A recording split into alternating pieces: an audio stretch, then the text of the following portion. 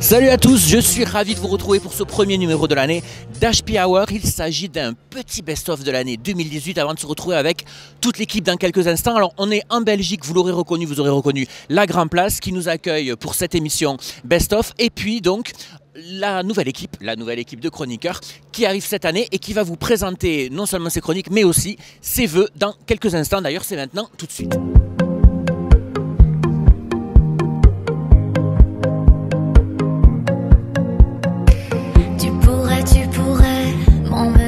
Très loin, une vague, un nuage en me tenant la main.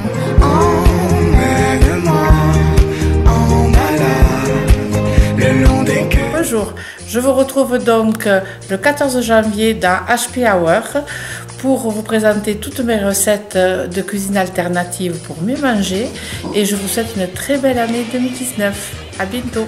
Je vous retrouve dans HP Hour à partir du 14 janvier pour une chronique à propos de l'enfance et je vous souhaite une très belle année 2019 sur HP Hour. Je vous retrouve pour la rentrée d'HP Hour avec mes conseils lecture, mes coups de cœur pour tous les âges, pour toute la famille. Et en attendant, je vous souhaite une très bonne année et plein de bonnes choses. On se retrouve le 14 janvier 2019 sur HP Hour pour notre nouvelle chronique sur le sport santé. En attendant, je vous souhaite tous mes vœux de bonheur pour l'année 2019. À très vite. Bonjour, je suis Val. J'aurai le plaisir de vous retrouver dans la nouvelle saison d'HP Hour où je vous présenterai une chronique musique et cinéma. En attendant, je vous souhaite une excellente année 2019. Allez, on se retrouve au cœur de Bruxelles, vous le savez, qui est la ville qui nous accueille pour notre best-of d'HP Hour. Tout de suite, on va retrouver une séquence mythique de l'émission, il faut bien le dire, notre bêtisier. Donc c'est parti, je vous laisse avec ces quelques images.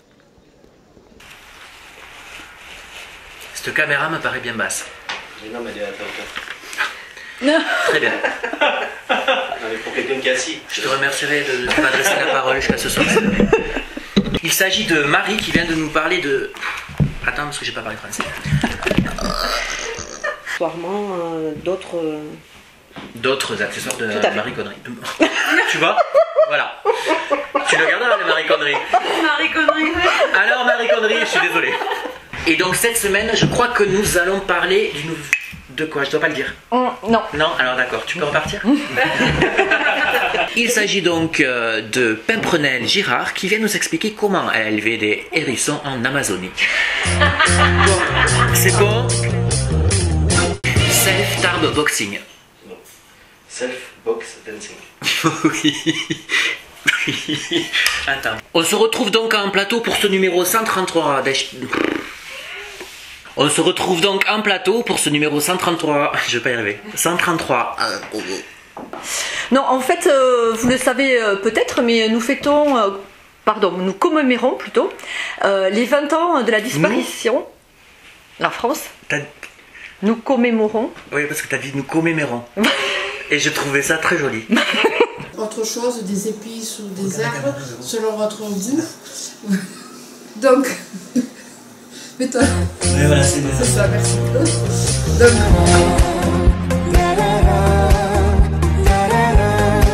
si tu aimes les choses simples.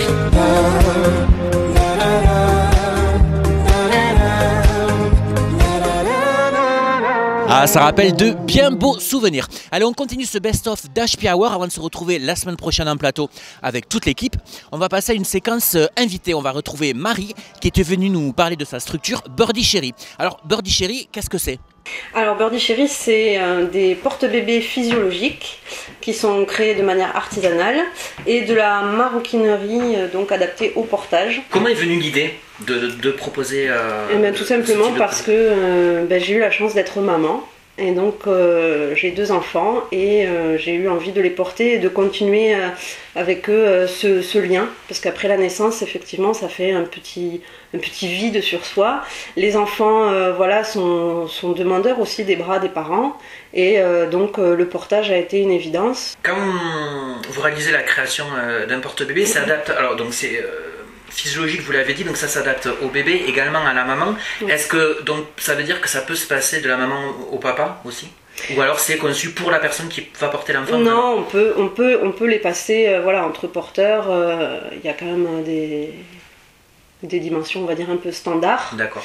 Et après, voilà, il y a des porte-bébés où c'est plus spécifique. Et à ce moment-là, c'est vrai que la longueur des bretelles, par exemple, ou du rembourrage des bretelles va dépendre de la morphologie du porteur. Bien sûr.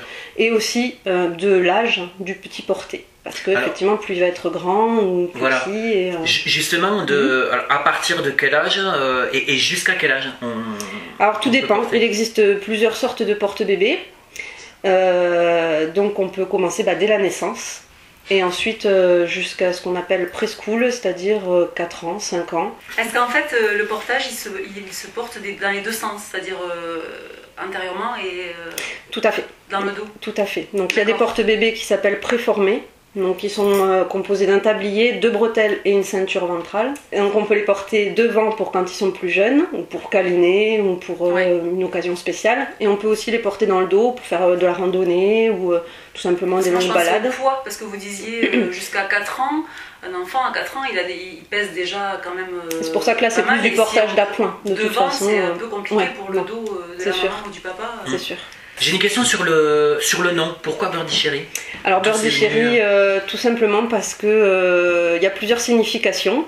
C'est-à-dire que l'oiseau avec son petit nid, ses oisillons, les cerises, parce que j'adore les cerises, c'était un petit clin d'œil. Et donc pourquoi aussi ce logo avec cet oiseau comme ça? Parce que j'adore les tatouages et donc le old school. J'ai une dernière question pour les gens qui nous regardent. Si on veut vous contacter, est-ce qu'il y a un point de vente ou est-ce que ça se passe uniquement par internet? Et si oui, comment ça se passe? Alors tout se passe par internet. Donc j'ai un site internet sur lequel il y a tous les tarifs, les dimensions, enfin à peu près tout ce qu'on a besoin de savoir pour faire son choix. Vous avez l'adresse qui est en train de s'afficher. Voilà. Et donc on peut me contacter par le site. De temps en temps il y a aussi des ventes directes. Quand je fais des produits, je les mets en vente sur le site. Et ensuite sur ma page Facebook. Dont l'adresse s'affiche également. Là c'est un peu tout le book photo, donc on peut voir tout mon travail et aussi me contacter par ce biais-là. Donc merci beaucoup Marie d'être venue. Merci à vous de m'avoir accueilli. Mais c'était avec plaisir. Avec grand plaisir, c'est très intéressant. Oui, et je pense que Béa va s'en servir parce qu'elle a quand même un enfant de 14 ans qu'elle aimerait bien porter, voilà, que l'on salue. Oui, je vais y penser. Voilà.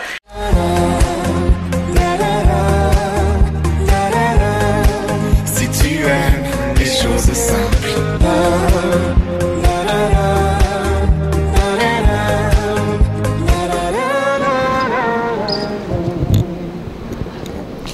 Et oui les amis, que serait la Belgique sans ces gaufres mythiques évidemment? Alors on continue notre visite de Bruxelles, vous savez, pour ce best-of d'HP Hour avant la grande rentrée la semaine prochaine. Et tout de suite on découvre une nouvelle séquence, une recette mythique aussi de Véro. Donc aujourd'hui on va faire du pain perdu avec du tofu mariné et on finira par les mangues. Simplement les mangues, je ne les ai pas mis sur la recette. Ça c'est le chemin. D'accord. Donc vous dire jusqu'ici que voilà. Donc c'est l'inspiration continuelle avec Véro, c'est ça qui est bien. Donc on va prendre du gingembre. Du gingembre, voilà. Il y a du gingembre. On va utiliser du tofu fumé, tofu, le petit pain, des œufs. Alors le tofu ici que j'ai mariné dans du tamari. Qu'est-ce que c'est donc le tamari? Le tamari c'est une sauce soja fermentée. Voilà. D'accord.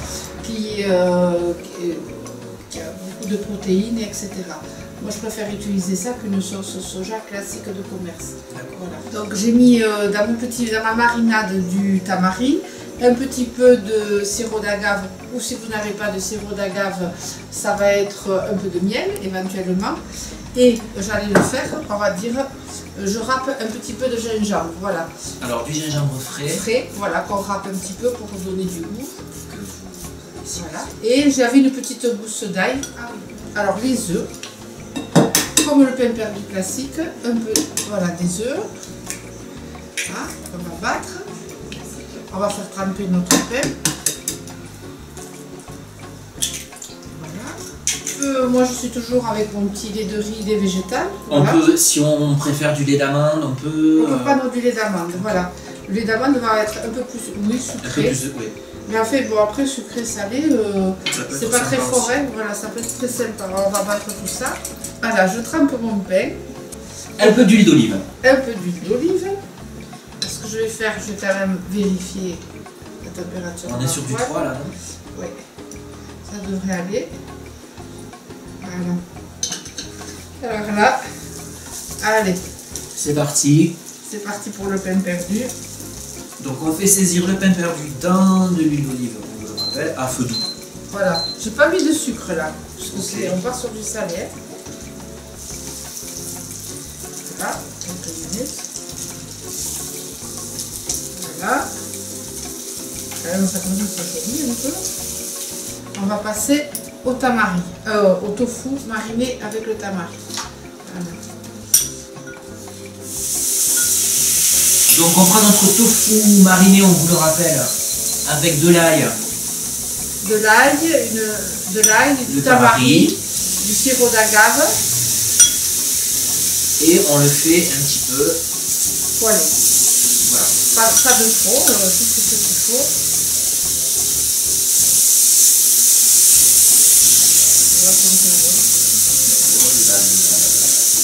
Le tofu fini aussi pour remplacer les lardons.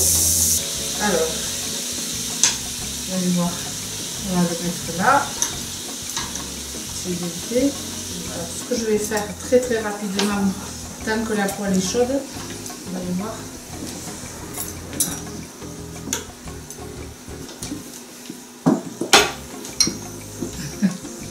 Donc on va faire, on poêle nos mangues. Voilà. Donc de la mangue fraîche.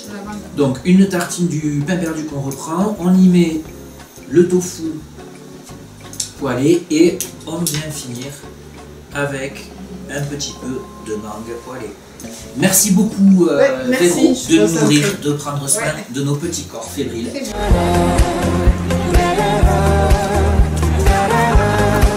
Si tu aimes les choses simples.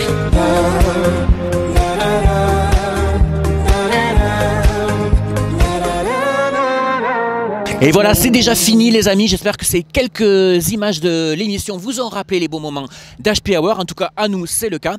On se retrouve, comme je vous le disais, dès la semaine prochaine en plateau avec toute l'équipe, les rubriques, les invités. En attendant, bonne rentrée, bon courage pour cette année 2019 et encore une fois, mes meilleurs vœux à tous. À la semaine prochaine.